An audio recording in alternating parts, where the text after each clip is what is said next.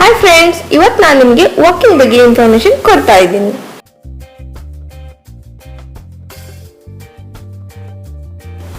Physical exercise ಅನ್ನೋದು ದೇಹಕ್ಕೆ ತುಂಬಾ ಇಂಪಾರ್ಟೆಂಟ್.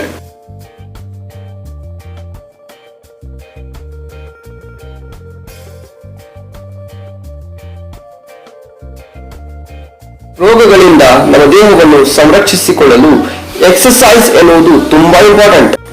ಕೆಲವರು ಎಕ್ಸರ್ಸೈಸ್ ಮಾಡಿ ತುಂಬಾ ಫಿಟ್ ಆಗಿರ್ತಾರೆ, ಇನ್ನು ಕೆಲವರು ಎಕ್ಸರ್ಸೈಸ್ ಮಾಡದೆ ತುಂಬಾ ತೊಂದರೆ ಅನುಭವಿಸುತ್ತಾರೆ. ಎಕ್ಸರ್ಸೈಸ್ಗಳಲ್ಲಿ ತುಂಬಾ ಈಸಿ ಆಗಿರೋದಂದ್ರೆ ವಾಕಿಂಗ್.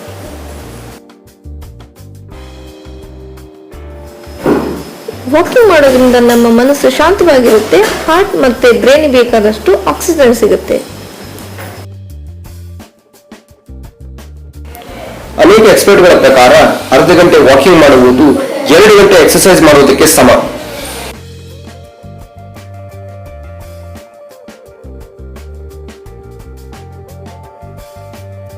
ವಾಕಿಂಗ್ ಮಾಡೋದ್ರಿಂದ ನಮ್ಮ ಕೀಲುಗಳು, ಸ್ನಾಯುಗಳು ತುಂಬಾ ಸ್ಟ್ರಾಂಗ್ ಆಗಿರೋದಕ್ಕೆ ಹೆಲ್ಪ್ ಆಗುತ್ತೆ.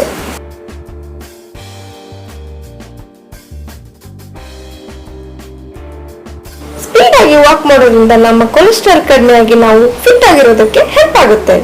ಸ್ಪೀಡ್ ವಾಕಿಂಗ್ ನಿಂದ ಮೈಂಡ್ ಕ್ರಿಯೇಟಿವ್ ಆಗಿ ವರ್ಕ್ ಮಾಡುತ್ತೆ. ಡೈಲಿ ವಾಕ್ ಮಾಡೋದ್ರಿಂದ ಬಿಪಿ, ಶುಗರ್, ಹಾರ್ಟ್ ಡಿಸೀಸ್ ಅನ್ನ ಕಂಟ್ರೋಲ್ ಅಲ್ಲಿ ಇಟ್ಕೋಬಹುದು.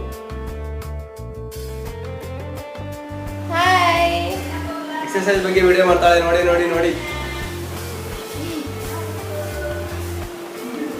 ಡೈಲಿ ಕಾಳು, ಡ್ರೈ ಫ್ರೂಟ್ಸ್ ತಿಂತಾನೆ ನೋಡಿ. ಈ ಡೈಲಾಗ್ ಹೇಳ್ಬಿಟ್ಟು ತಿಂತ ಇದೀಯಾ?